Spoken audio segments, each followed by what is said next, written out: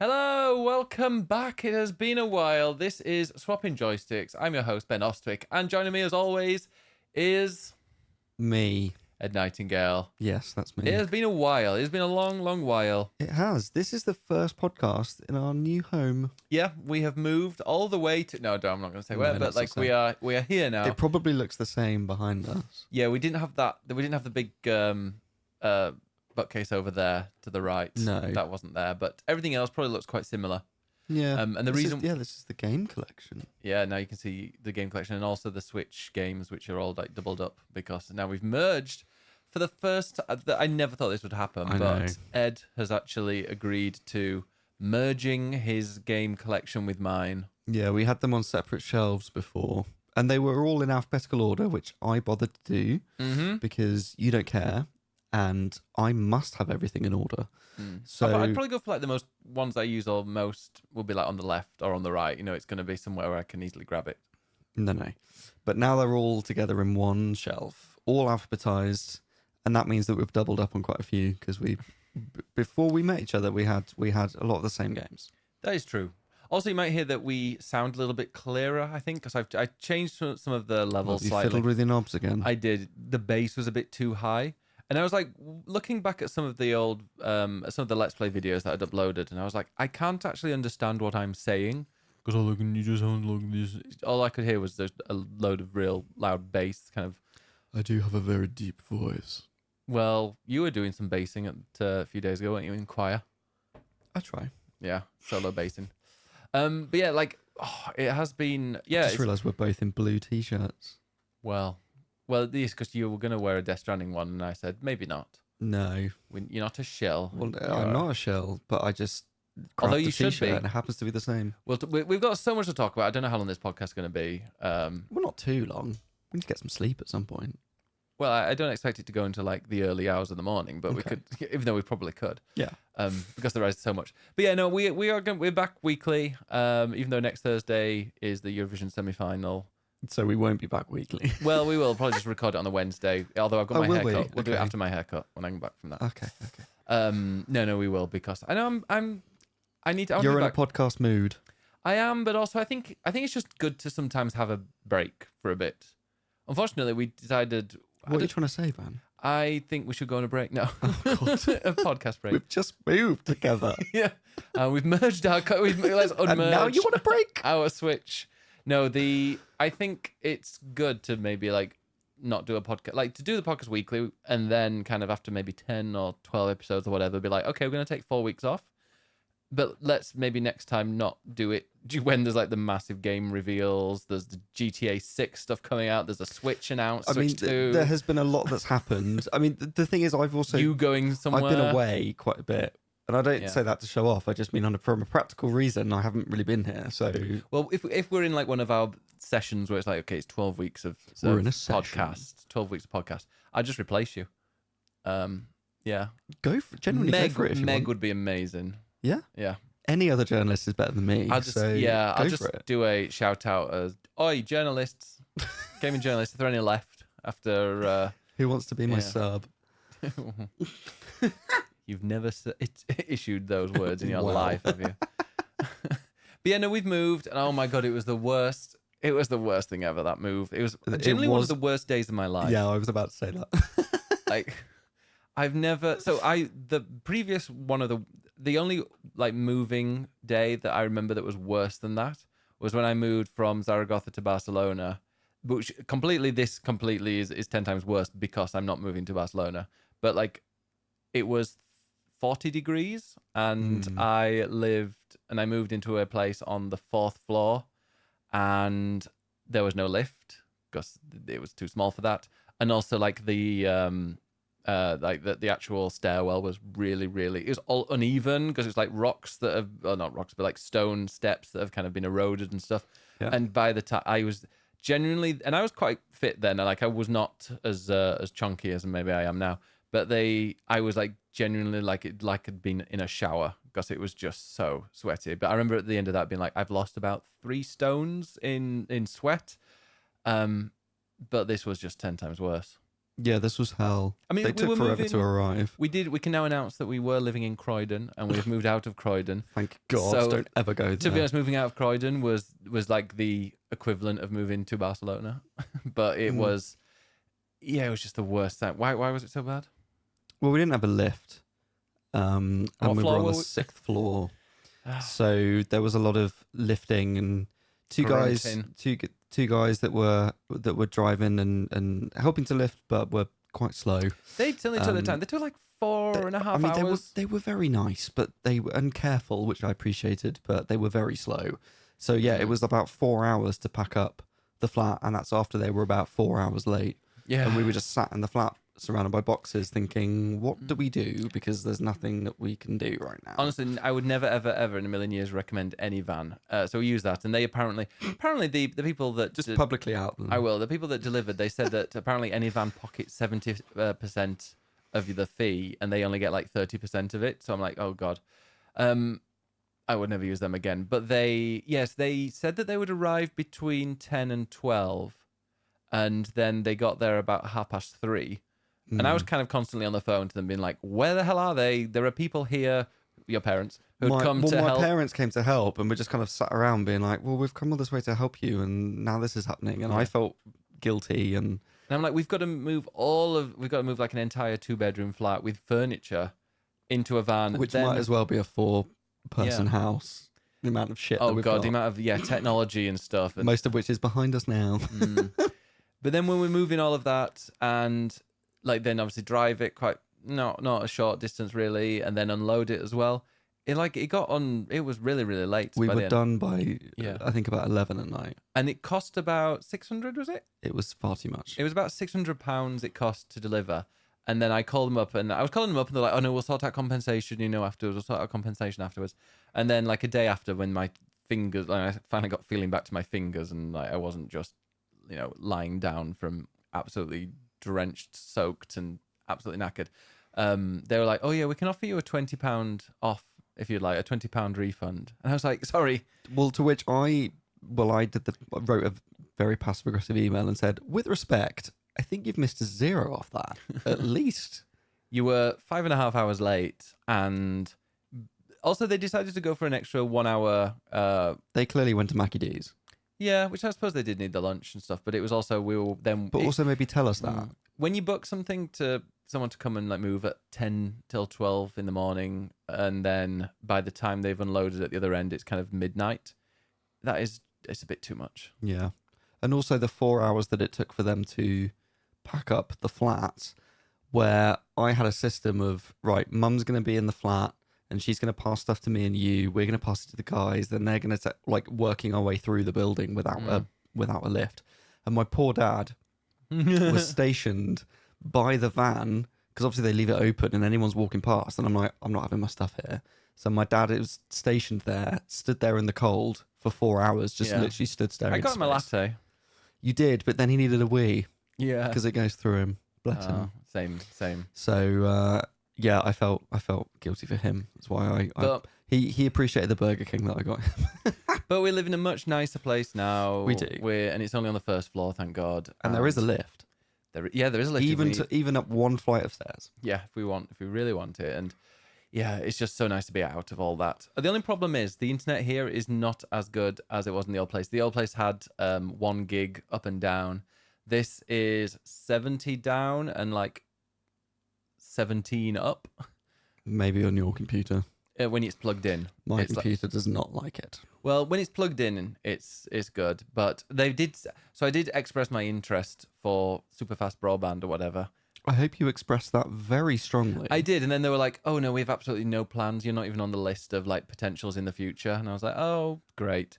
And then about 2 weeks later, they said, "Your address has been added to the list. We will be in contact when full fiber, full cabinet fiber or whatever it is has been installed." And it's like, I hope it's imminent. Well, I think they said it might be a while, and it probably will be, but that was cool. I don't know if it was because I did that or if it was just coincidence, but great, please. Either way, push for that.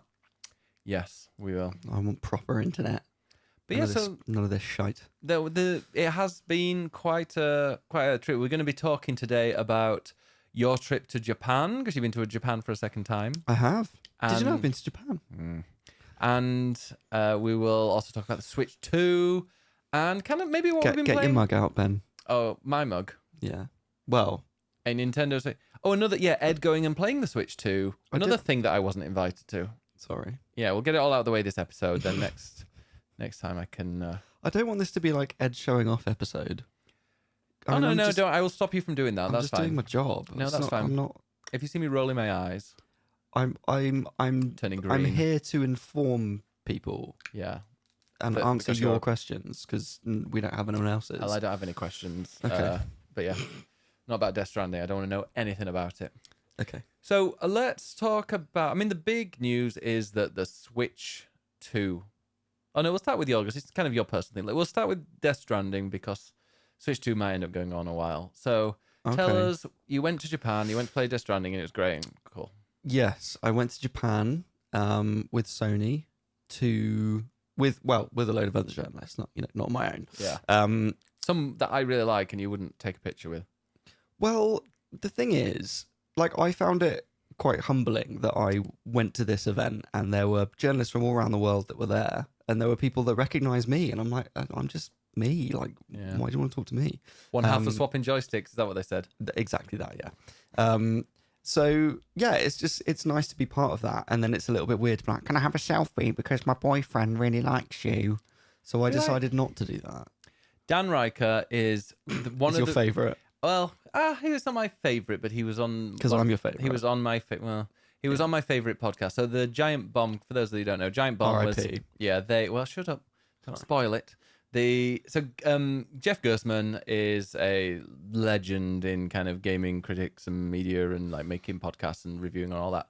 And he used to work for GameSpot, and he reviewed a game poorly that was being advertised on GameSpot, and that I believe like the publisher or the studio or whatever said, hey, we don't want you to give this a 6 out of 10 or a 4 out of 10 or whatever he gave, because we're paying you money. And That's not how it works. exactly, well, and then Jeff said, no, I'm keeping my score, it is as it is. And the editor, I think, said to him, oh, guess you're not going to work here anymore, sorry. So yeah, he got fired from GameSpot for that, and set up Giant Bomb, which is kind of like the cool kind of, they like skateboards and energy drinks, and it's GameSpot was quite corporate, whereas Giant Bomb was like the edgy kind of.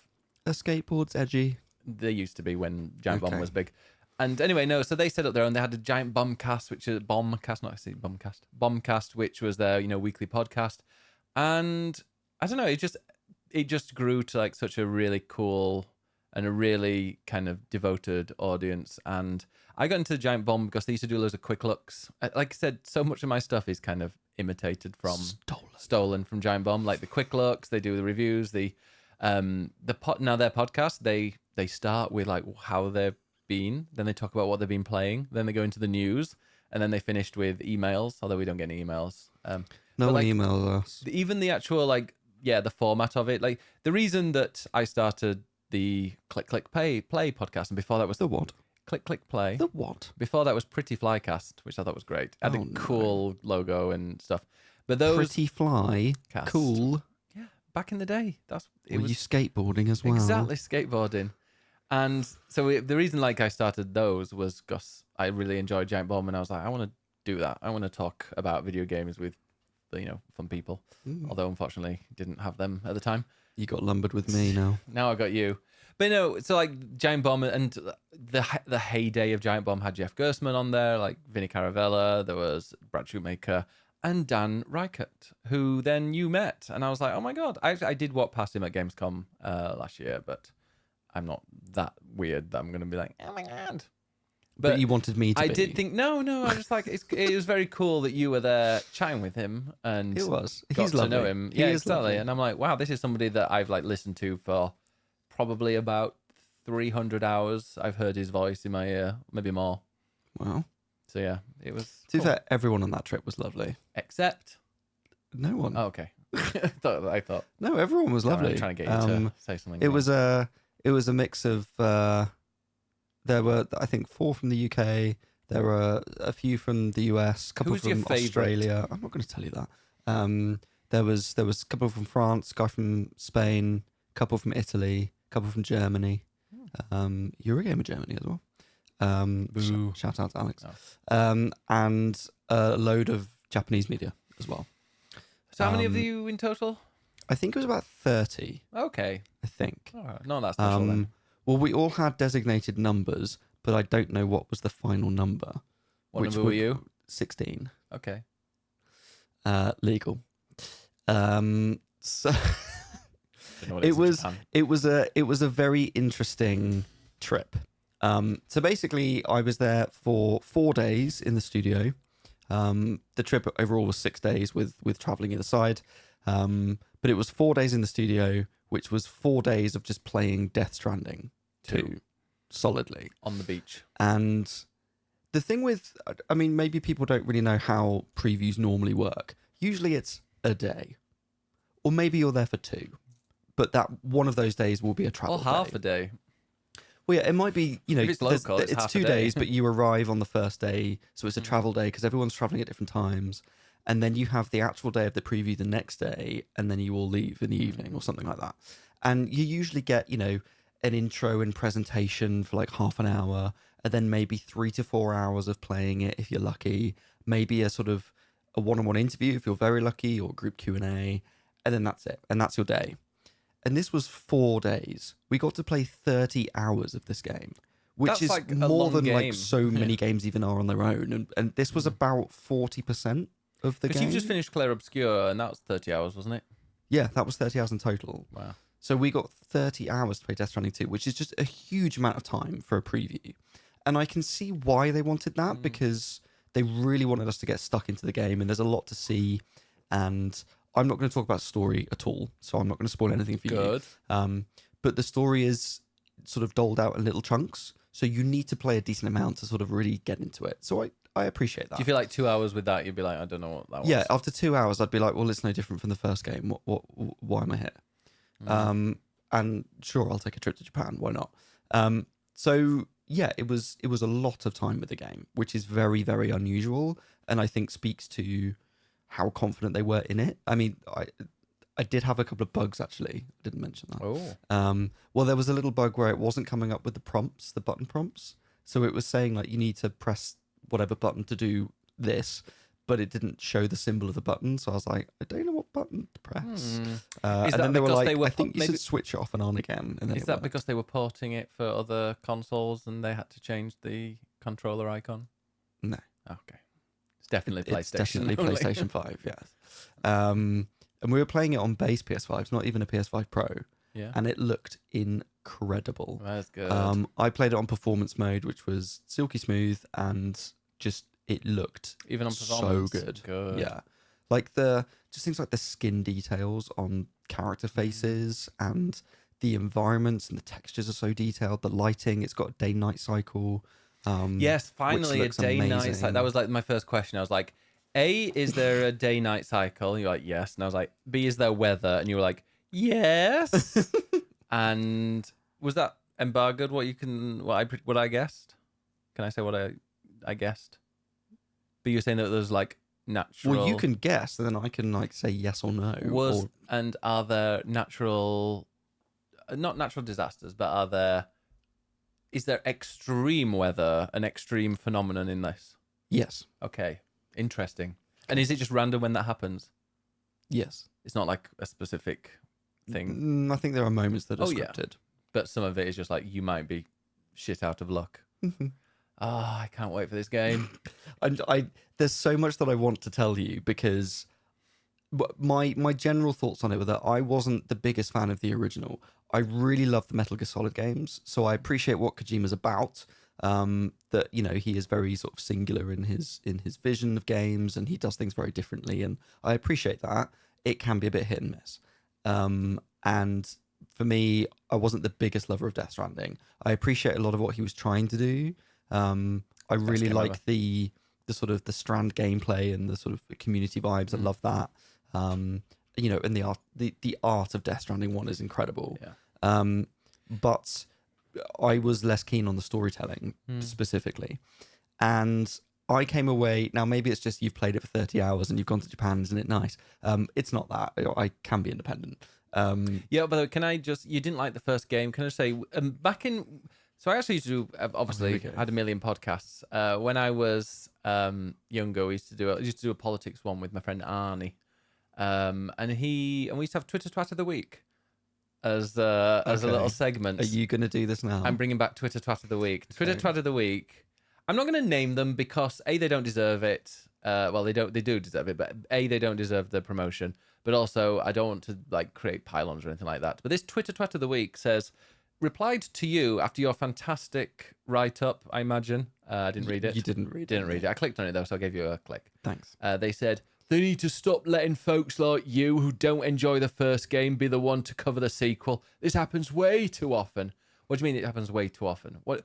It just means you, Twitter twat, did not get invited and you're jealous. It does come. No, but then I looked at the person's profile and all they, like, genuinely 95% of all their tweets is just them angry about something. Like, some of them are just replying to people with, like, fuck off. And I'm like, this person is seriously angry. Yeah. Or a twat. But yeah, so, like, they should not allow people for a preview if they didn't love, like, the first game. It just beggars belief, because these are the type of people that complain about, oh, these journalists are just shills, or they're just, blah, blah, blah, they're paid for these reviews, etc. No, we just have an opinion. Yeah. And the thing is, if they had done that and not let people in that didn't like the first game, they would have had half the people there at least. Because chatting with the others there, a lot of us felt similarly that we weren't that keen on the first game. And we all came away from playing the second one going, this is fucking brilliant. And that's what you want. Because somebody even and replied to you, growth. didn't they? Didn't somebody reply to you being like, oh, God, this is like Game of the Year potential? Or they said it in like Portuguese or something. A lot of people have said that. And saying that it could be Game of the Year potential if it's actually managed to win round people that weren't hugely into it the first time. Exactly. But you say that, but the weird thing, you say that, but then you said to me as well that playing Death Stranding 2, you kind of want to have played Death Stranding 1. So, will that shut people out? I would say you need to have played the first one. Part of the reason I like the second one is because it's a sequel. That makes no sense. Really? But what I mean by that is, what I didn't like so much about the first one is that there was so much explaining to do, because it's such a weird world with weird characters and a weird vision that it takes a lot of time to explain it. And I think with all of that exposition out the way, now he's made a sequel where it assumes that you know all of that and goes, cool, now I'm just going to tell you a decent story with the characters, or some new characters and some old ones that you know and love. And it just means that it gets rid of all the shit and just focuses on telling a good story. One of the other things I like is that there is essentially a wiki called the Corpus, and you can bring this up at any time, and it comes up with a little icon in the corner to say, button prompt, there's a new entry, and you can go back and look through like a big glossary of terms and characters and places and whatever. So, A, it means if you're lost, you can go back and check up on it, which is great. And B, it means rather than explaining everything through dialogue, he can just mention something, and then you can go and look at it in your own time. So it means that the script is a lot more succinct and concise. Which I really like. So that, for me, really aided the storytelling in the sequel. What game was it recently that you had? I mean, there's obviously like Baldur's Gate 3, you can click on things and it goes into a bit more detail, but there's the one where... So there was Final Fantasy 16 that it was did it. 16, that was that does it really well. Yeah. Which I liked. And Avowed also has it. Oh, okay. As a more recent example. So that's one thing that's really good. And that's one of the reasons I enjoyed it so much. Again, I'm not going to say too much about it because I don't want to spoil it for you. Good. But it expands on so many ideas, so many gameplay ideas. Combat is much more satisfying. Stealth is done better. There are so many more options and gadgets and customization and all these things. Like, it's just, it retains the core of the first game, which I still think has good ideas, but it just fulfills on the promise of it more. The one thing that really, one thing that grabbed me, and I love it, and I've started to hate this word now, and I can understand why other people do as well, but I love how immersive it gets. Like, how when you're playing it, you're just consumed by the tone of it, the beauty of the visuals, but also the music. And what can you say about the music? I was about to bring this up. So I can't tell you the artists because we're not allowed to. Okay. obviously the first game, most of the music was done by an Icelandic band called Low Roar, and the lead singer for them passed away a couple of years ago. So there isn't, or it's not the same. It's much more varied. There are now lots of artists contributing music. Low Roar may or may not be in it. There are lots of artists that are in it. They're just not confirmed yet. But what we got to see was really cool. What's the name? So Woodkid, Yeah. has been confirmed, and it has a big track at the very beginning. I was about to say, is it similar to the last one where the opening is really impressive with like a music? Like I think "Don't Be So Serious" was in the first game, and that was such an epic opening. Yeah. Is it So something similar? the opening is a Woodkid song, Is it the new- which definitely sets the tone. Is it the one that they played? I think it could well. The Wilder in the Wilder. Yeah, it's that. Okay. I can't believe you got I was it trying from to that. remember. I was like, yeah, it is that. God, my hair's such a mess. Sorry. Yeah. But so just to say, I mean, a couple of things on the music. Firstly, the music's my favorite thing in the first game, Same. and It's for me, it's such a core part of the identity and the tone of the game. And it's those little moments where, yeah, it's sort of laborious carrying these packages and just trudging across the environment. But then like the rain stops and the sun comes out and then a song plays and it just stops and pauses for a moment for breath. And it's like a really beautiful, melancholic kind of moment. The sequel does that even more. And there are some really, really cool moments with music. So for me, it's fulfilling that, which is the thing that I love most about the first game. I have a question. Okay. And I know the answer, but I think I will ask it. Is there a music player? Can you stop preempting my points? Oh, I'm linking. I'm just no, linking. you're preempting. Okay. It's already in my head. All right. So this is another really cool thing as an extension of that, is that there is now a music player in the game. Now, you don't get it straight away. It happens as part of a main mission. It's like a reward. And essentially it means once you are connected to the chiral network, so you can't play it when you're not in the network, but once you've connected and you're going around the world, you can play any of the songs that you've already collected. You can make them into a playlist and listen to them as you go, which means you can then make those moments for yourself. I'm also really... There was one song that I had on repeat the whole time because it's an amazing song, but I can't tell you what it is, and it's really annoying. I think I might know which one. I wonder if there are any Easter eggs. What do you mean by Easter With eggs? songs. I wonder if is there any music. I mean, you probably won't have reached it, but you know, maybe there's an old 80s song from Metal Gear Solid 5, you know, that you get, or Kids in America, something like that. No, there are some songs that are Well known. used in a very obvious way, which is very Kojima. What do you mean, like the music, like the lyrics are literal or something? Yes, it's very literal, very unsubtle. Yeah. In the way that I keep on falling. Is that start when you've tumbling down? But that wouldn't surprise me. It's like, you know, one of the characters is called Doll Man because he is a oh my god, man Aqua who's Barbie a Girl. doll. Please tell me Aqua Barbie doll. Barbie Girl is. No, that's not in it. Can you imagine Kojima with Aqua? But like his character names are not exactly subtle, and a lot of his music is also not that subtle. But fine. But yes, you can make playlists, which is very cool. I mean, in terms of Easter eggs, I wouldn't say Easter eggs, but there are lots of little secret moments. Interesting. There was one massive story bit that, chatting to Dan, he completely missed because there was an area that you were meant to go through, you don't have to, and he didn't and went round it and therefore missed like a really big story cutscene. Oh, wow. Wow, actual story cutscenes they missed. Yeah.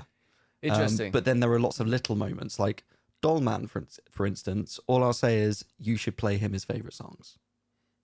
Interesting. That's all I'll say. So there are lots of little details and things you can miss if you don't sort of pay attention to everything and don't do all the side quests. And that's another reason for playing it for 30 hours to do all those little moments and really get stuck into it. And you were saying it just reminded me when you spoke about Dan, because I was like, oh, Dan, of course, Dan Radcat. But you got to chat and hang out quite a bit with Skill Up, didn't you? Yes, Ralph from Skill Up. And no, that's what I was thinking. 'Cause obviously, our Twitter of the week said like they need to stop letting people who don't enjoy the game. No matter what, So Ralph is not from his videos. He's not a Assassin's Creed fan. He's definitely not an Assassin's Creed fan of like the modern versions as well. Yeah, every single time there's a new one, he always gets the review code. He always gets sent stuff about it, and it's like you can tell that Ubisoft are like, you know what, you're probably not going to like it, but publicity is publicity. Well, yeah, and also that's the role of criticism, is to have an independent view, and it's not the job of companies and PRs to pick and choose who they share stuff Although, with. do some companies do that? Not big. Well, I mean, there are the odd instance of things being weird, but, you know, Yeah. they shouldn't. No. To be honest, I mean, at the end of the day, I think that people like PR companies and that, they know the game. Like they are gamers themselves. I know a lot of people don't believe that actual games journalists are gamers. They're probably bigger gamers than most people who call themselves gamers because they play such a wide variety of them. But the actual people who are, and I say that, and I know some people that aren't, but like having PR people who love the game, they'll know if it's a 7 out of 10, a 6 out of 10. Like they're not going to get incredibly offended if a publisher or if a publication decides to do a review and it's a mediocre score, because they'll know what the game is. Well, here's the thing that's not a secret, but maybe people don't know, is that a lot of PRs will organise, and publishers in the process will organise mock reviews. Mm-hmm. And there are people out there who, a lot of whom are ex-journalists, who get paid to do mock reviews, which is essentially, we're going to give you a copy of the game, you get to play it, and you write us a report that's a review that isn't published, but it just gives them an idea of, okay, well, this is what we think the scores might be. These are the criticisms. And so it just gives an indication of what to expect. Yeah. Like, that's totally normal. Yeah. But yeah, so the game is fucking brilliant. I really want to talk to you about it, and I can't. And I'm not. Well, I could, but also I'm not. I don't want to spoil it for you. But like, I want to watch you play it, because there are so many moments that are so cool that I'm like, I want to see your face. I mean, there is one moment, and I'm not going to say what it is, but it genuinely, and it's been spoken about in other people's previews. So you can. I didn't mention it. Other people may have done. So you can go read theirs if you want to hear more about it.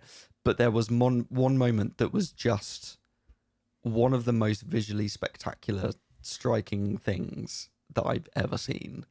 Like, and again, this was base PS5, just normal, but just the use of lighting in it and sort of ray tracing and particle effects, and it was just this incredible spectacle that makes for such a cool moment. And I really want to tell you what it is, and I won't, but I can't wait to see your face when you get to that bit. Okay. And now I've said that, you're going to know what it is when you get there, but it's a good, 20 hours in, so it's a while. Yeah, and that's the thing is, it depends when we get a code. If we manage to get a review code, I will create a video, and I'll play it entirely off stream and make a review for that, because one thing I'm looking to do as well is to do fewer of the kind of let's play ones that go up on my YouTube channel that I don't think people really care about too much, and everybody's doing them. There's a million of those. So I think we're going to work together a bit and do some reviews of games as and when they come out. I've got it's weird I said that, and then had 3 games that I actually do really want to cover in the space of a day, getting codes for, and I'm like, okay, do I go and burn out immediately, or do I pick the ones I want? Well, but I think start with one. The thing is, these are smaller ones, but Death Stranding is one that I'm like, if I have got time before release or whatever, it would be cool to play through in its entirety on the TV in the living room and just chill and play it and enjoy it, and then and obviously record the first part so we can make a video for it, but like properly edit it and review it, and yeah, so that's a potential. If we don't and it does, and I do get the code on release day, then I've already got the week off booked that when the game comes out, so I might just pile into it then and kind of 12-hour streams. Do it. I mean, that's essentially what I had, was just sitting and playing it solidly. Yeah, you enjoyed it. And I did enjoy it a lot, and I can't wait to play more of it. And that's the annoying thing, is that they won't send us the save files, because it's obviously from a different version that they're using or whatever. So you can't really install save files. So I now need to play all of that again in order to carry on, which is a bit annoying. Yeah. But it was so good that I'm already looking forward to doing that again. Yeah, maybe by the time it's out, you might have not forgotten about it, but you might be like, oh, I want to do that bit again. Yeah, I mean, I came back and played a bit of the first game just to remind myself of the opening and reminding myself of why I don't like it. and immediately thought, yeah, I want to play the sequel again. That's good. It's really, really good. And it was also a very cool trip. It was slightly odd. Yeah, tell us about Kojima Studios, Kojima So Productions. it's it was an interesting trip. It was just very regimented and strict, and there were sort of strict guidelines. So it was things like, we couldn't use our phones whilst playing the game because they didn't want anyone taking pictures or anything like that. You weren't allowed to look Kojima in the eye, were you? There was none of that. We were allowed to have a picture taken with him, but we had to queue up in our order of numbers so that they could have it all. Everyone had their moment. Did you have a nice chat? I tried to be polite about him and say hello, and I got nothing back. Was it actually him, or was it just like a model? It was actually him. Okay. He was there moving and breathing. Okay, just checking. It wasn't like a waxwork. No. It was definitely him. And the funny thing is, actually, there's they announced today that there is a Death Stranding themed PS5 controller, and they've got a picture of him, but he is wearing what we were given the preview, and it's literally him there in that room, and I'm like, I know exactly when you took that picture. It's all got was the it same. the same time? Yeah, he's wearing the same outfit. And did you see that PS5 controller when you were there? No. Oh. I did see some merch. Their sort of kitchen area has like loads of merch and glass. For the new one? Yeah. Ooh. Can you say what it is? No. So that was very cool. And the office itself, like everything is black and white. Everything. So, and it was very much, we had our taxis from the hotel to the studio, and it was like someone met us there to go to one elevator. We went up an elevator. We were met by someone else to go to another one. It was like eyes on us the whole time, to make sure that everything was You didn't very go strict. wandering off. Yeah. And it was like, no photos in the studios apart from in the Ludens room, which is where the statue of Ludens, which is the mascot, and that's in this room that is blindingly white, with mirrors down barely the side. see you in it, to be honest, in that picture. Yeah, so it's all mirrored, so it looks like it's going on for infinity, and it's just this one statue in the middle of a room. And then going off that is a secret room. There's a secret door that takes you to a sort of gallery of artwork from Death Stranding and 2, and sort of bits of props and things like that. And then there's another secret door the other side that goes to a VIP meeting room that is all white, that is meant to be like 2001: A Space Odyssey. Did you go in the VIP room? Yeah. And it's like a circular table with a circular sofa around it. There's a picture in my article. I was about to say there's a picture on your article. I didn't. So there's that, and then there's like a corridor that's just full of trophies of all the awards that he's won, and Do you think it might be getting a bit fuller after this? I'm sure. And then like the main sort of hallway is all black, and it's got these huge posters along it for Death Stranding. And the idea is that it's meant to look like a cinema corridor. So when you go to a cinema and it's all dark, but you've got the different screens and with the poster of the film outside, it kind of looks a bit like that. But they've got incredible facilities there in terms of like 3D scanning and voiceover booths and a THX. Did they scan you to put you in the game? They did not, sadly. Like sound stuff and just all the sort of stuff you'd associate with like film production, they have there in the studio to do it themselves. How many floors is it? Only one. Okay. But then there's a whole half of it that I don't think we didn't even see. And it was like... Yeah, you said you didn't see people actually programming. Or... No, and that's through another door that was like, down you go. Yeah. And on the walls, they then have all these plaques of signatures and messages from people who visited, but it's all the famous people. So he loves a famous name. It's all the film stars that have been there.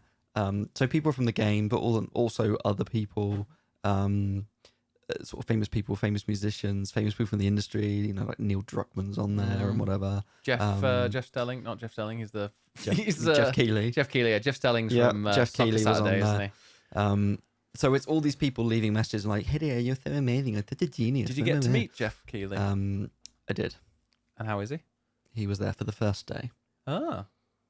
But his tweet said 20 hours. I know. And I wonder how long he played in that first day, or if he was given his own version. I imagine he got his own. Yeah, he probably was. Best is with he was Hideo. cheering for Hideo.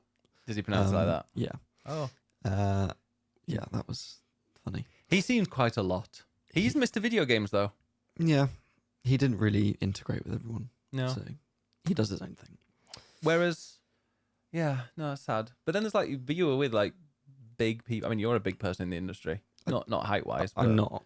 You're. I don't think I am, but thanks. But like you're around with like Skill Up. I mean, to me, Skill Up is like one of the biggest, like probably the biggest gaming reviewer, pretty much, on YouTube. And he was just hanging out, and Yeah, we had drinks. He's Wasn't- great. yeah, But the other thing as well is that, I mean, they also looked after us and we had some nice meals. We went out for like a traditional Japanese dining experience on a boat. Apparently Dan got food poisoning on the first day, which is why Yeah. I think he didn't eat anything. But you're saying that everybody, like all the food was really, really good. Yeah, they looked after us really well. And, you know, part of the reason that they were so regimented with the pictures is that afterwards we were then handed a photo frame and they had printed off all of our pictures with Kojima, which I do have behind me. Well, it's here. Oh, it's behind you. Whoa, what a coincidence. It's right behind you. Yeah. But it means I now have this picture with Kojima Awful framed. if it fell off and broke, like my Death Stranding book. Wouldn't It's it? not going to do that. Which it's is like- then you realise, oh, okay, so they printed them all out in order so that we all had the right one. So now I appreciate why they did that. Yeah, but also that's like special Japanese lacquer, isn't it? Or it's like a special type of. Yeah, it's lacquered frame thing. So things like that, yeah, okay, that's really nice. You know, and to be clear, that did not sway my review. I still have an opinion, It's but not a it's review just anyway. It's just your preview. true. But it's, you know, it's nice to have a memento when you leave. And that's also just, I think, a very Japanese. This is the first time I've been to Japan for a preview. And I think they are, you know, they have their ways of doing things that is strict, but also, you know, it's polite to give a gift when you meet people and things like that. So it's just their way of doing it, which was lovely. So yeah, it was an interesting trip. We had a great time. We went out in the evenings and went out drinking and eating in Shinjuku and Shibuya and had fun. So we had a really nice time ourselves, the journos, even separate from Kojima. And we got to play a really good game as well. So What a great week. And Yeah. I got a whole week of. Peace and quiet. I would say peace and quiet and relaxing and being like, oh, you fucking bastard, while you're over there. Yeah. But no, the only thing I'm very jealous you went to Japan and would have loved to as well. But like, I do not envy you playing 30 hours of that game and then having to start again. Like, I want to go in completely fresh. I don't want to read any reviews. I don't know anything. I just want to go literally and play it from This start is to the finish. thing. We were talking about this, that as journalists, we're in a very privileged position that we get to go in completely blind. And then it's our job to tell people what we've seen. But then some people want to know every single detail. And some people like you are like, I want to have that same experience you did and Yeah. not know anything. But so many little things will come out on social media and people talk about it that it's really hard for the general public to have that completely blind experience Yeah. unless you literally just do not engage with any social media or gaming media at all. Well, but we're very yeah. privileged that we can go in and do that. So that's why when I wrote my preview, which has a lot more detail than what I've talked about here, I mean, it was 3,000 words and has lots of screenshots. And Ian's also done a really cool video version of it. So you can go and watch that if you want to see gameplay. So please go and read that if you're interested. But I didn't want, I mean, we weren't allowed to put spoilers in. There were specific things in the story. They said, do not mention these, but also just generally don't spoil the story. So my preview, I basically outlined the premise of the game, which is maybe the first 20 minutes of it out of the 30 hours. I don't really say anything else that I saw. So I'm not allowed to, but I also don't want to spoil it for people. And I literally wrote in the piece, you know, people should experience this for themselves, and not have someone tell them about it, which is why I kept it spoiler-free story-wise. I do explain more about the gameplay, which if you don't want that spoiled at all, then fine, please click on it and then don't read it. But if you want to know more about the gameplay, I've gone into a fair bit of detail there. Brilliant. Well, that is Death Stranding 2, out literally like the day before my birthday. It is fate. I have to play. Yeah. And yeah, very much looking forward to it. And I don't think I will play through the first one again because I'd have to do it off stream and I don't have time because I'm currently enjoying Claire Obscure. But yeah, that sounds amazing. Well, congratulations. Thanks. I'm sure. Now you've done that, it's like whenever you go on a press trip, I'm not going to be anywhere near as envious as I was. So it's like, oh, great. You go enjoy yourself. Thanks. Thanks. Anyway, let's go and talk about the Switch 2 Because also, you got to play that as well, didn't you? Yeah. I But got to go to the London event and play it for half a day. That is amazing. Oh, and that's as well. Like I want to play it on release day and have it where it's my own, and I can go and play it and experience that, like Absolutely. opening the box for the first time and playing it for the first time. Which again, you didn't get to do. So I will. I envy. I envy pity you I being pity you. being able to do that, And I because that pity is a you. fun experience. No, but it was cool that you got to go there because you got to play some. There were some games there, aka Metroid, that I know you were very, very much looking forward to testing out and seeing what it was like, which I don't really care about. So Yeah. I mean, the list of what I played. So I played Mario Kart, Donkey Kong, Metroid, the Dragon Drive, the- Drag X Drive, yeah. Mario Party, Did you say Breath of the Wild? Yeah. Breath of the Wild and Tears of the Kingdom. Do you do Mario Party? Did you say Mario Party? Yeah, I said Mario Party. I I think that was it. I mean, the big one is Mario Kart. Mm-hmm. Well, should we talk about the actual Switch itself? Yeah. Because I got it. Literally, we've not done one since even the Switch One. So they did a Switch One Direct, and then the Like Switch a week 2, before. yeah, which didn't really announce anything other than maybe Pokemon, the new Pokemon game. They showed Pokemon- Metroid gameplay for the first time. Yes, but they did most of that in the Switch 2, didn't they? But like Again, yeah, the Pokemon ZA, I was like, what the hell's ZA? And I'm like, oh, I finally found out they climbed the rank from Z to A, so that's why it's called that. Which looks a lot better on the Switch 2. I gotta say, I say looks better. It runs more smoothly. Well, where have you seen that? Or am I thinking of? No, I might be thinking of Scarlet. No, I'm thinking of the upgrade of Scarlet. Yeah, there you go. Oh, why? Do you know something secret? No, it's Does just it I run don't. like No, shit I on just the- I have no idea. I don't think they've specifically shown ZA on a Switch 2. So No, sorry. I that's think why I I'm- was like, well, where yeah. have you seen that? No, my brain's thinking of the Scarlet and Violet Yeah. upgrade, where I'm like, oh, it actually runs at what looks like a stable frame rate. I mean, it still looks like garbage, but it's like performance seems okay. Yeah. But yeah, so the Switch 2 is announced. It's bigger than the Switch 1. It has better triggers. Battery life seems quite similar. It's not Battery life OLED. is not very good, No, but fine. same as the first. Um, It's not OLED, but it's then not. But the screen looks brilliant. yeah, LED now is not the same as LED when the Switch 1 first came out. Like you don't necessarily. I think something like the pixel density or whatever is better, and Like But I yeah. played it in handheld and it looked phenomenal. Yeah. Like I couldn't really tell the difference between that and an OLED. I didn't have them side by side, but to my eyes, it didn't look that different. it seems to be like the case because I thought when they said, "Oh, it's going to be LED, LCD, LDD," it won't be. You know, I thought there'd be quite a big backlash because like, hey, they've upgraded to OLED in the Switch 1, then why are you taking a step back in the Switch 2? I thought there would be quite a big backlash to that, but it seems to be the general opinion is like, no, LED is much better these days. So, and especially with the pixel density because it's a lot higher because it's 1080p, isn't it? Mm-hmm. So like yeah, with the 1080p pixel density that you've got with LED, OLED's it's not gonna you're not gonna see a huge difference. Yeah. It's good enough as LED. Yeah. And you got the triggers are a bit more meaty. You'd Are say? they? Yeah, apparently they've got like better. I mean, you've seen what the Joy-Con triggers are like. Well, true. Yeah. And also they are magnetically attached, but I wasn't able to pull them off and test that myself. Can't snap them off. I got to hold it. I mean, it feels pretty light. To be honest, there's not that much difference from a Switch one. I do love the dock with the fan in it. It just looks like it actually looks like a dock. It looks a bit meatier. Like the current one is like it just falls over all the time. It's really flimsy. Yeah. Bits break off it, but this looks a little chunkier. Yeah.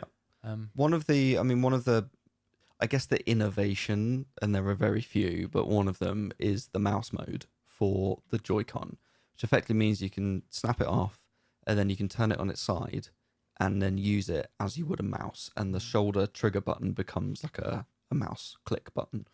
And the main thing to show that on was, well, actually there were a couple of things. Metroid was the main thing. Now, Metroid has multiple ways of controlling. So you can just use the controllers like normal and play it as a twin stick or dual stick first person shooter, which is what Metro Prime Remastered, or how that works on Switch 1. You can also use it with motion controls. So you can point it at the screen and you can move it like this, which was like Metro Prime 3 on the Wii. Mm-hmm. Or you can use mouse mode, which is essentially like using it as a mouse first person shooter on a PC. which worked actually quite well. Okay. Now, I have reservations in that for me, yes, the Metro Prime games are first person, but for me, they're not first person shooters. Now, that sounds stupid because you have a gun and you shoot things, and I get that. But for me, they are like adventure games. They're like Zelda games, but sci fi. And the way that Link swings a sword, Samus shoots a beam gun. But they're not like shooting games in the way that like Halo is or something like that. But progressively, they have become closer and closer to that. And this section we got to play, we don't know, but presumably it's from the beginning of the game. And it was about 15 minutes. And it was just all shooting with loads of army soldiers and war and explosions and stuff. And it was all very action packed. And it was cool, but that's not Metroid to me. Metroid is like isolation, exploring an alien planet with a bit of shooting. And this was just all out action. But it did mean you got to really test out the mouse controls. And it does feel accurate, literally pointing and shooting as you would do on a PC. I personally prefer a stick still, just because that's what I'm used to. But what's cool is that you can hold it as you would the Joy-Con normally and use the stick, and it works fine. And then you literally just put the Joy-Con down flat, and it instantly goes to mouse mode and recognizes it. So you can just like jump back and forth. Now, the other thing I wanted to test is because we were sat at the event essentially at a desk with a big mouse pad. Yeah. So they were expecting us to sit and play it as if you're sat at a desk. And I'm like, well, that's not how I play at home. Like if I'm on the sofa, I'm not sat on a desk. No. So I then moved it and was literally moving it on my thigh. Wow. Which you can change the sensitivity so that you only need small movements, because otherwise you need quite a big thigh to move it around. And it actually worked all right. I was wearing jeans. It worked all right. I still think it's a bit fiddly, and I think in practice I'd rather just have a controller. Yeah. So it was interesting to try out the different controls. I'm not totally convinced by it. We also got to use it in Mario Party. There are specific mini games that use the mouse controls. They're not very exciting. There's literally one where it's a load of letters that are emails and you have to just move them into the right box. Okay. And I'm like, this is just click and drag. Like, this is like Outlook. I'm not interested in this. No. So And you got that to wasn't play very interesting. The wheelchair game that's not a wheelchair. Drag X Drive, yeah, Yeah. which is absolutely fucking terrible. I think the quote was used like, I was rubbing my legs like a dirty old man, I'll say. Yeah, I mean, I think I described it as something different in my article, and I described it as something different to you, which I won't repeat. Yeah. But I was kind of like this on my thighs, like rubbing it back and forth. Chris. How you doing, boy? Whilst rubbing my thighs, which just felt very strange. And I appreciate that it's like, on the one hand, it's like wheelchair representation, which Play is something on that... someone else's thighs. That's what you should do. No, don't do that. It's wheelchair representation, and that's But kind is of it, though? amazing for Nintendo. But they're also not calling them wheelchairs, so okay, sure. What they called mobility stations. I think they call them vehicles. Okay. I think, or it's something like that, but it's not wheelchairs. The thing is that it's quite interesting, and I appreciate. Okay, you use two Joy-Cons in mouse mode, and you roll them back and forth to imitate, the movement of using a wheelchair. That makes sense to me, but in practice, it's really awkward. Yeah. To get the controls right, and the idea of this game is that it's wheelchair basketball 3 against 3, so it's meant to be a team sport. But obviously, it sort of looks a bit like Rocket League, really. But in practice, everyone's just chasing the ball around constantly. No one's like using teamwork or anything like that. But the annoying thing is that you can't turn the camera. And that for me is kind of crucial, because Okay. if you're actually playing wheelchair basketball, you've got a head and you can move your head from side to side and you can look behind you and go, oh, the ball's behind me. Oh, I'll stay facing forwards and you pass it to me and I'll catch it and then I'll go.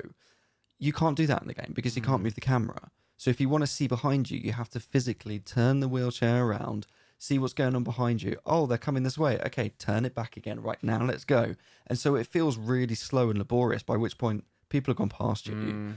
And so it's really hard to actually play as a team and just see the action. So it's interesting controls, but nothing more than that. People didn't really care about it when they were playing it, or the others? Well, everyone's interested to see how the controls work more than actually win. What about that game that had... Did you play the bit of the tech demo?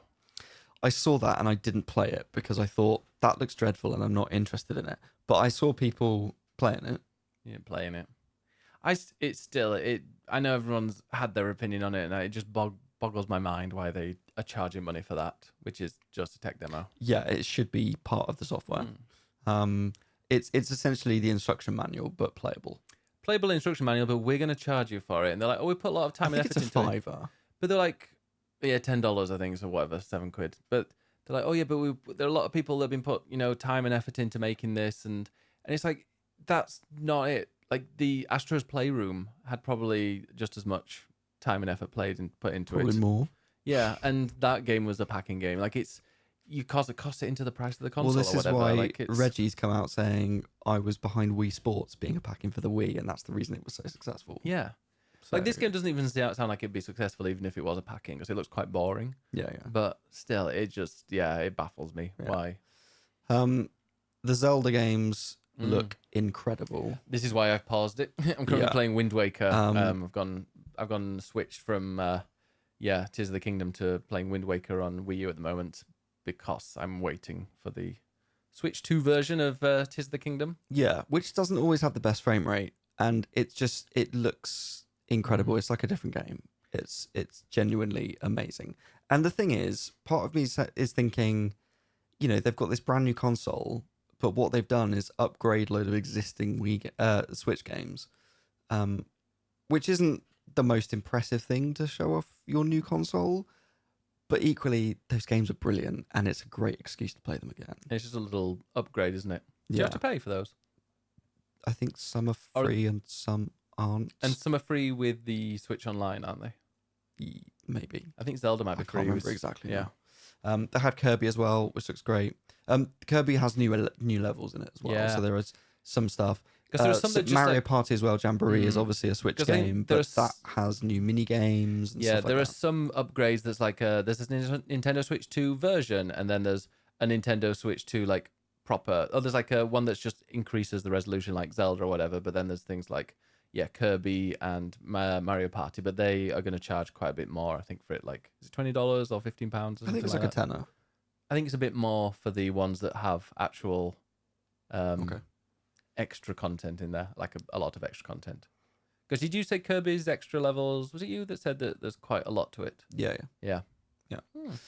They had stations for the GameCube games, which are coming now to Nintendo Online, which is for the beginning, Soul Calibur 2, Wind Waker, and F-Zero GX, which I am very excited about. And they had the GameCube controllers as well that you can use. I basically steered clear because I thought, if you put that controller in my hand and put F-Zero in front of me, that's me done for the rest of the time. And I should probably play something new rather than just getting a brand new console and then playing a game that's like 25 years old. Do you find it a bit weird that they put Wind Waker on there and it's like everybody for the last 3 years, well, more, has been saying, please port Wind Waker HD from the Wii U to the Switch. And they've resisted and resisted and resisted. And now they've gone like, hey, here's Wind Waker, the original, the GameCube version. I mean, it's probably the best game on the GameCube, so start strong. Well, yeah, but I don't know. But I take your point, yeah. The thing is, like, they could have also released, I don't know, what about if they released the Wind Waker HD that was compatible with the GameCube controller? That would be the dream. Yeah. Thing is, though, I'm playing it. So when they announced that Wind Waker Original was coming on to the Switch 2 Online, I was like, well, that's probably a sign that they're not going to be releasing the Wind Waker HD on Switch 2 like day one or whatever. So I finally decided to plug in the Wii U and get playing Wind Waker HD because I've not played it through. I've got to like the first island or whatever. Like I think I completed Dragon Roost Island. That's the first that I've ever got, but I've not done anything since. So I'm well over halfway through now. You're 2/3 through, I'd say. 2/3 through at the moment. And I was enjoying it so much that I bought myself a new Wii U gamepad slab because they've come down in price. I was quite surprised because I remember at one point I was looking. The reason I didn't play it for a while was because the game slab thing was not working very well, and I wanted to get a Wii U Pro controller because that was the other way. You couldn't play it with the Joy-Con, what were they called, the Wiimotes, and you couldn't use it with that. You had to use it with a Pro controller or the game slab. So I was looking for a pro controller, and they were all about 60, 70 quid, and I just couldn't justify spending 60, 70 quid on a Wii U controller, pro controller. So I got like a second hand one, but then that started being a bit crap and wasn't very good at all. I didn't realize the apparently Wii U pro controllers now are like 20 quid. I don't know what's happened, but they've just taken a massive dive. And anyway, I got myself a new Wii U slab because that was also no longer £110 and it was 60. I don't know what's happened, but like the Wii U price of Wii U stuff just tanked in the second-hand market, which, yeah, I'm very Well, it's a happy. good thing when you need it. It is, yeah, like the Zelda, what's the one? The one that... Twilight Princess? Twilight Princess, yeah, that's a fair bit cheaper than it was 6 months ago. We need to get you that, though. That's your next. I'm going to Maybe. get you to play all the Zeldas. I'm enjoying Wind Waker. I don't think I'm an old school Zelda fan. Like, I really like Wind Waker. I'm enjoying that, but I think older Zeldas are just not really for me. Why? It's just, I don't know. Like, sometimes I look at it and go, I'm a bit... I think it's because I don't like streaming them. I think that's the thing, because I'll stream them and I'm like, there's probably a really obvious solution here, and I'll look at it, and some solutions that I will do instantly. I'll see it and go, okay, that's probably what I need to do. Done. And, you know, maybe, oh, wow, that was very fast. And then some of them, I will spend like 20 minutes on something that was really simple, and I feel like an absolute idiot, and someone in the chat will call me an idiot, or someone will just shout out what I'm meant to be doing, and it's like, it pisses me off. So I think maybe it's that. Maybe. I think you'll enjoy Twilight Princess. Okay. Well, is that the sequel to Ocarina? It's not a sequel. Spiritual successor. Majora's Mask technically is a sequel. Oh, is that the one? Twilight Princess was the backlash from Wind Waker, from the idiots that said, this is like a kid's game. And so Nintendo said, well, do you know what? We'll give you an adult Zelda game then. And so they sort of went back to the designs of Ocarina of Time and then made that on GameCube and Wii. Okay. So it's the sort of darker, more adult Zelda game in comparison to Wind Waker. I don't think it's anywhere near as good. Oh. But you said I should play it. Well, yes, because Ocarina of Time is the best one, but you refuse to play it. No, and because Twilight Princess is the one that people who were too young to enjoy and appreciate Ocarina of Time, they like Twilight Princess instead. And they're wrong. I played it in 3D. 3DS. I mean, that's fine. It's still a good version. Yeah? Yeah, I played it in, I think it was in, Andorra. Anyway, enough about Zelda. Yeah. So two other Switch 2 games I played. Donkey Kong Bonanza is a lot of fun. I've never been interested in Donkey Kong, and I saw that and I was like, that looks so much fun. Yeah. With destructible environments. I'm guessing that is really like showing the power of the Switch 2, because you can obviously do that on a PS5 or whatever, but yeah, I mean, it's the destructible environments that it memorizes where you're going and the levels of everything. Infamous that did that. Is it Infamous that had destructible environments? I mean, a few games have had it, but this feels almost sort of voxely, almost Minecrafty in a way. I don't think they've said the team that's making it, but everyone assumes it's the Mario Odyssey team. And it does feel a bit like Mario Odyssey in that it's these 3D worlds with a lot of freedom. But you're Donkey Kong, and he has 3 different buttons to punch, which is great. Yeah. Either punching down, across, or up. And the first thing I did was just punch down and see how far through the level can I go. Now, there is a sort of bedrock level that you can't go past. But the further I got through it, I then got to a level proper. And at that point, I firstly went almost all the way to the end of the level in one go, because you can just punch your way through. I was about to say, can you just completely cheese it? Well, yes. And I think that's the sort of thing then that speedrunners will enjoy. But also, there are a lot of secrets hidden away. Okay. So essentially, he can punch through the ground, and it's not just a couple of bits. It's like you can go from the top to the bottom of a level and punch your way all the way through. But they've hidden loads of secret bananas there. So in the same way Mario Odyssey, you collect moons, in this you collect bananas in the same way. So there are multiple hidden levels, and a lot of them are just hidden in the levels, in the bedrock. So you have to just punch your way through and find it all. Could you destroy an entire level? Yes. And I think there's a button you can press in the menu to like reset it if you go too far. Yeah. But it feels really cathartic. Yeah. To just like punch your way through things. but I think there'll be a lot of really cool puzzle solving in it. It's the first 3D Donkey Kong since Donkey Kong 64 on the N64. So it's been a long time since we've had. And he's gone back to what he should look like, hasn't? Well, it's sort of back to the roots a little bit, and his design in Mario Kart fits it, and it also is similar to his design in the film. And then there's Mario Kart. Tell me which is all about Mario Kart. I'm so excited brilliant. about this. Yeah, that was. I remember when they said there was going to be a new Mario Kart. The show didn't. I think it was like there was obviously 24 people. I think there was 24 from like 24 when they did like the kind of the reveal. That was at the announcement, the Switch 2 in January. the January one, and I was like, that's cool. So it's 24. I'm like, I'd like them to do some separate different kinds of levels, maybe this kind of thing. Like I couldn't imagine how they could make it different enough, and I'm like, you know what? It probably don't need to be different enough. It's just fine. Just make some more new courses, make them a bit more exciting, whatever. And then they announced what it actually was, and yeah, blew my mind. I guess beyond anything I could have even thought of, which is what Nintendo do best. Yeah. So it's open world Mario Kart. It's all one big world. And yes, it's 24 players now, which I will say I think is maybe a little bit too chaotic. Okay, yeah. Because there's a lot going on. And I know Mario Kart is a party game more than a racing game, but it's leaning quite a bit into that, I would say, which some people maybe won't like. But I think there were probably going to be modes to make it more about racing than anything else. So it's this huge world that you can explore in free mode and just drive around. And it's going to be full of secrets and stuff to collect, and which is wild for a Mario Kart game. The amount of longevity is like not just because like Mario Kart, I don't play Mario Kart on my own. I play Mario Kart when friends are over or I'm going to do a stream and play it with friends and that. Like the only time I've ever played it on my own was when my friend went to the hospital and I had to sit around for 3 hours in the waiting room and I just went through all of the Grand Prix in there. Like, Yeah. But that was just quite repetitive because you're just doing race and race again and after race after race. Yeah. Whereas this just feels like, I'm going to spend an hour just wandering around the Mario Kart world, going and collecting some things and unlocking some outfits and whatever. Like it just feels like this game has now become way more than a racing game. Yeah, for sure. And it means that all the tracks are interconnected into one whole world, which means that the Grand Prix now work a bit differently.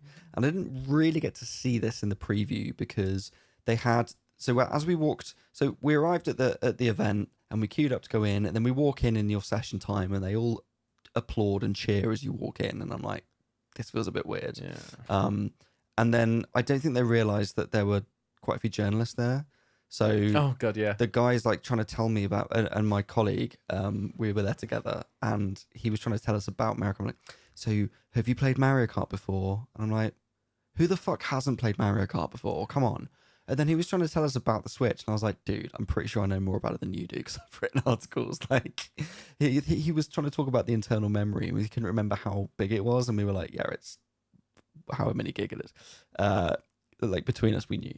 So that was just quite funny. Your colleague did. Yeah. And like, when I went to play Metroid, the guy was like, have you played a Metroid game before? And I was like, yeah, I'm a big fan of the series. He was like, oh, well, that's great to know. And he was like, so do you know that there's 3D and there are 2D? And I was like, yeah, I played them all. And he was like, oh, okay. And I was literally like, mate, please just shut the fuck up and let me play this demo. And I queued up to play it a second time. And I sat down and the guy was about to do a spiel. I literally was just like, I've already played the demo. I'm here to play it a second time. He's like, oh, that's great. You're going to speedrun it. I was like, no, just let me play. Shush now. Shush. Which is quite funny. Wow. But also I'm like, look, this is my job. Just let me play. So as we walked in, the first bit was Mario Kart, but it was specifically the Grand Prix mode. And then they had the knockout mode in a separate bit later, which I'll talk about. I'll talk about in a minute. So the Grand Prix was essentially just you select the mode, and then it was one race, and that was it. And then it kicked you out, and then you had to go back and do another race. And that's obviously not how it's going to work in the final version. So I was a little annoyed I didn't quite get to see the proper thing. But how it will work in the final game is that not all the tracks are circuits. So if you've played 8 Deluxe, you'll know something like Wario Mountain. You start at the top. Thank and you you for pronouncing it correctly as well, by the way. Wario? Yeah. As opposed to what? People say Wario. I'm British. It's Yeah, Wario. like Mario and Wario. Or is it Mario and Wario? No, it's Wario. But they say Mario. No. Well, they're weird. Yeah. Mario. So with Wario Mountain, you start at the top and you work your way down, and it's not a circuit; it's just one long track. Mhm. So a lot of the tracks in Mario Kart World are the same. That's the one that I got overtaken on the line by Ali A when we played a one-on-one head-to-head battle. All right, show off. Just dropping there. Well, you dropping Kojima earlier. Oh, that's true. So yeah, a lot of the tracks are like that now. Why and didn't that you mention that gives he retweeted you? He retweeted everyone. But he retweeted you. He did. He didn't retweet Eurogamer. He retweeted me. Did he follow you? No. No. Moving on. No, Sorry. that would have been a step too far. Yeah. So yeah, the tracks in Mario Kart now are interconnected. So some of them are circuits that you'll do 3 laps on, and some of them it's about getting you from A to B across the map. And so it gives that sense of an interconnected world, and you don't have a rolling start in those as well. And I was like, oh, not a rolling start, because that's the worst thing about Gran Turismo, the rolling starts. But they do still have the boost, don't they? So Yes, there's a rolling they do. start, and you can still, as long as the booster's there, I don't care whether it's rolling or standing. It's fine. And to be honest, like if you burst your butt when you're doing your exhaust thing at the start, I guess it'll be much. Although I don't know if you did you fail at all with a boost. I never fail. Did you see if anybody failed? I think you just spin. Okay, so they do actually stop. I didn't know whether they actually stopped or if they just went slower or something. Because that's I think the thing, maybe they spin. like when you blow your gasket on the line when you're about to start, that is like, whoa, okay, I'm stuck here for a while. Yeah. But I guess because it's going to be even worse than I guess if everybody else is having a rolling start. Yeah. There are a few little changes this time. So things like when you pick up a shell or a banana, you automatically hold it behind you in defense. So previously you would have to hold the item button to hold it behind you, and you have to keep it down. Whereas now it's just there automatically. You don't have to do that. So happy because when you hold it to go behind you, my brain doesn't quite always work out. And if I'm then trying to do the drift on the jump, my head's like, oh, you can let go of that, and then I end up losing the item. No. So that sounds a lot easier, a lot better. There are a few new items. One of them is a coin shell. So it's like a green shell, but it's yellow. And you fire it forwards, and it leaves a trail of coins. Snail trail of and coins. you can collect now 20 coins instead of 10. So that gives you a bigger speed boost. You can do multiple tricks in the air to get a speed boost. And you can grind on rails. And also on the walls, which I didn't really get to test out very much, because I think that's going to be very much here's how to find secrets and shortcuts is by grinding on walls, which when you're just playing the first time you don't necessarily work out. But there are like long train tracks that you can sort of grind and flip between and get a little boost, and that works really nicely. I'm so very much interested in the grinding, because I just recently 100%ed Tony Hawk's 1 and 2. So when I saw, mean, it's not quite that, but when I saw that, well, Tony Hawk's 1 and 2 is literally like 90% just grinding in my head. So seeing that, I was like, yes, I am 100% down for it. And also, you can't fall off, can you? The grind. There's no like. You just go. Once you're on it, you're on it. Yeah. It's not like you off. have to kind of balance it in the middle or it falls off. No. So like, that'll be nice. Yeah. And then there's the knockout mode, which we've got to try later. So effectively, it's kind of like a battle royale, I guess, in a way. But it starts with 24 players, and I think there are 4 races in it, but just continuous. And you go through a barrier that has a number on it, and you have to be above that number to continue. So I think it goes from 24 to 16, 16 to 8, 8 to 4. Oh no. It's different numbers. Isn't it like 4 out each time? It ends in a top 4. I think it's 20 to 16 to 12 to 8 to 4. Maybe it's 12, 8, 4. Maybe I missed that. I'm sure I saw it was like the last 4. But it ends in the top 4. And so I got to do it 3 times. You had to queue up each time. And the first time, there was I was just thrown straight in because they were already about to do one. So I didn't even get to choose my character or anything. No, I was the cow. The cow was great. I think, do you mean cow? Cow. Yeah. Yes, just cow. So I got to play as cow. And I literally came dead last. Like, I did really badly. Yeah. And then the next time I came 5th. So I just missed out on the last section. Mm-hmm. And then the last time I did it, I came second. And I was literally walking away with like sweaty palms shaking. Like it's so intense when you're getting just close to Like to the victory, barrier, yeah. and you're just behind the number and you're like, oh, can I make it up? Or you're gonna get knocked out, and it's so tense. It's like I say, with 24 players, it is quite chaotic and there's a lot going on. And Yeah. when you're thrown into it and you haven't learned all the intricacies and shortcuts, then it can be tricky.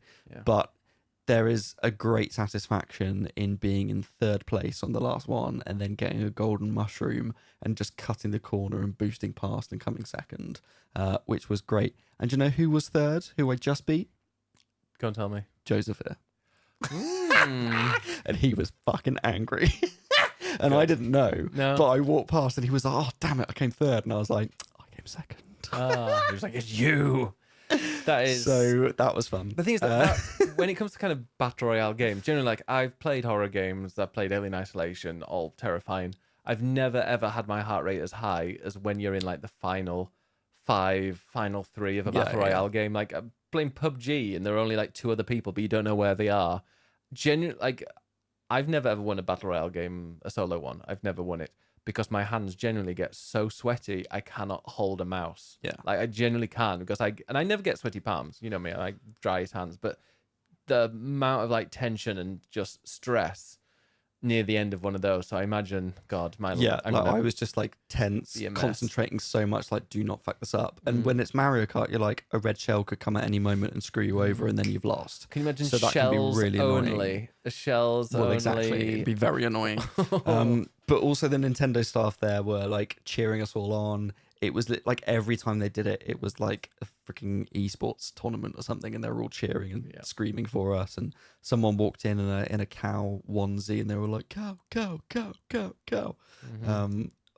There was a fun atmosphere at least, but that was definitely the noisiest station with Mario Kart. Well, I've heard that Geeky Cassie, former guest on the show, was playing Mario Party, and Sorry, I lied. There was a louder one, which was Mario Party, and that's because they had one bit that was to show off the camera mic.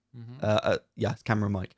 And one of the games is literally just make as much noise and as much movement as possible. Generally, I'm not going to be doing And that so here. you literally just had to scream and jump up or down, and they had it behind a barrier, but still it was like every few minutes you just hear people screaming and be like, what the fuck is going on behind Apparently, there? Cassie was doing it. I don't know if she was with Danny as well, but Cassie She did it, was. and apparently, like the people came over and was like, "Is everything okay?"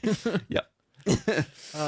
So that was fun. But yeah, Mario Kart is brilliant, and my overall impressions of the console, it is more of the same, but that's not a bad thing because the Switch itself is a brilliant console. Yeah. It's just giving you an updated version of it. And that's what we said, didn't we? We said we're like, I don't know if this was the name was actually announced in January. So we did a podcast since then, but like I love that it's just called the Nintendo Switch 2. Yeah, it is a sequel to the console. Yeah. And a lot of people are going to be thinking, well, do I need one or not? Whatever. I mean, at launch, you've got Mario Kart, and that's brilliant, but that's kind of it, unless you want to replay an old Switch game. Donkey Kong's a month later. Yeah. So maybe you want to wait a couple of months till that's out, if that's something more. I think by the end of the year, there'll be a nice little selection Well, I was of going games. to say, do you want to talk about the unbelievable reveal that I cannot imagine anybody predicted that there's going to be a new Souls game? Of course. How did I not talk Well, about that? we're going to go through some of the games in case we miss any that were announced. But So they had the direct. But sort of what I've talked about was the event that was like a week after the direct. But the direct, they announced a load of stuff, and I mean there are tons of third party games, and most of it is just stuff that's already on PlayStation and Xbox. Yeah. Which is fine. If you haven't played those games, you can now play them on the go. Maybe you want to play Final Fantasy VII Remake. Will I play that all over again on handheld? Probably.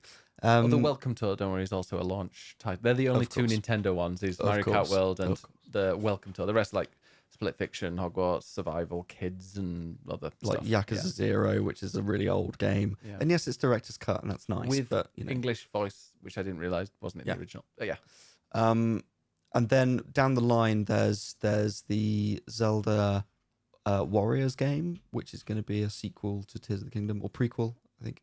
Did you play the first Hyrule? Well, there's I've the played both previous of one, them. didn't you? Yeah. So there's that, which is going to be cool. And then next year there is the Dusk Bloods, which is a new From Software game, which is exclusive to the Switch 2. Which is wild. Which is amazing that Nintendo have just gone, please make us an exclusive game. But Here's some money. also, it's a multiplayer. It seems to be a multiplayer game. I question how much effort FromSoft to put into it. Just in that this looks like a weird mixture of Souls, of Bloodborne, of Sekiro, And with of Night dinosaurs, Rain. and also it's a Night Rain-esque multiplayer game. It's PvPvE. And so Night Rain is the Elden Ring spin-off that's out later this month, which is online multiplayer. And it's kind of a spin-off of Elden Ring, and it's an experiment into doing a multiplayer only version of a Souls game. And now they're sort of doing that again with the Duskbloods, to the point where Miyazaki has literally in an interview had to say, we're not focusing on multiplayer, don't worry, we're still doing big single-player games because that's what people like. But people saw this and just thought, is this a Bloodborne sequel? Because it looks like Bloodborne very, very much. And it has this vampire blood theme going through it. I still think it looks really cool, and it's from Soft, and I love everything they do, so I will absolutely play the shit out of this game. But I think there is still disappointment that it's a multiplayer game, and that's not really what people want. Yeah, it's like the Switch is the thing about the Switch, and I guess Switch 2 as well, is that it's portable, and generally online games, you're not going to be connected to the internet if you're going to be portable playing on a Switch 2. No, but it's also easier to jump in with your friends if you've both got consoles to just play I suppose together. if it's local. Yeah. Yeah. I also think Nintendo and online is usually not the happiest of bedfellows, so But Nintendo and multiplayer is. Like which is Mario weird. Kart, Mario Party, and all the. I'm intrigued to multiplayer see games. see if they've made it, and I don't think they will because they don't usually. But I wonder if they'll have made many improvements to the online experience or the online multiplayer experience. They've at least said that the store runs better, Well, that is which not, is nice.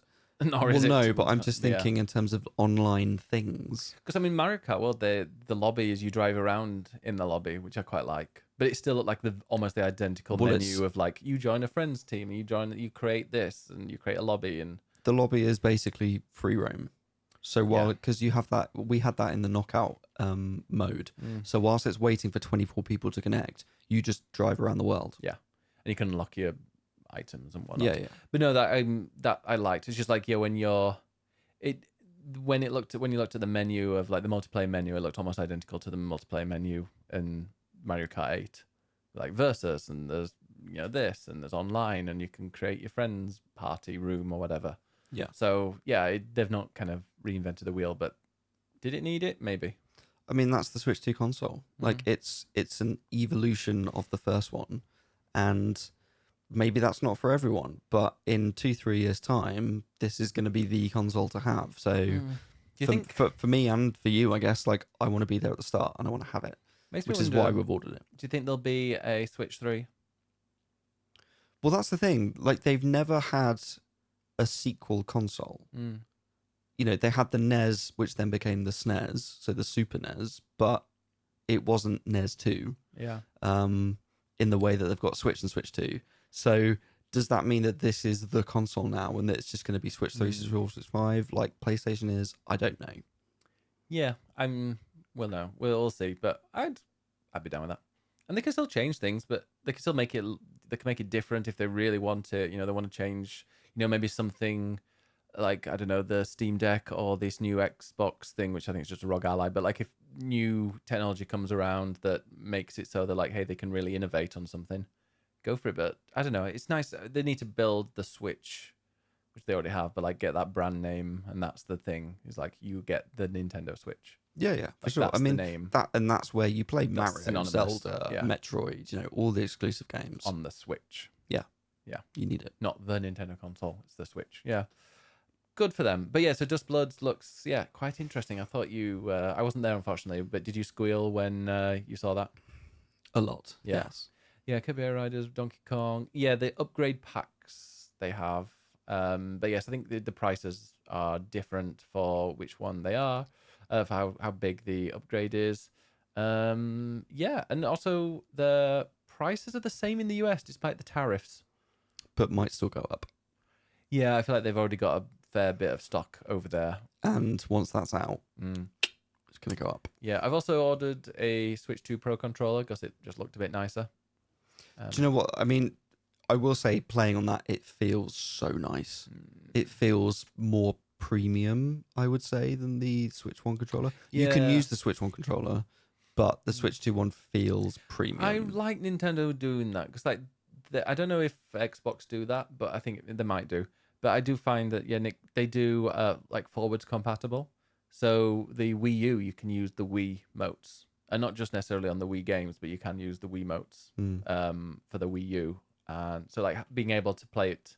And could you play the Wii U Pro controller on the Switch?